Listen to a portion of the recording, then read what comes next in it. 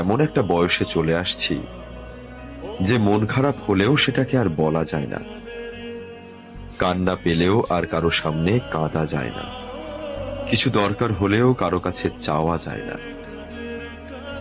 জীবনে যা কিছুই হোক, সেটা যেন শুধু নিজের মধ্যেই চলে, আর না চললেও চালিয়ে নিতে হয়।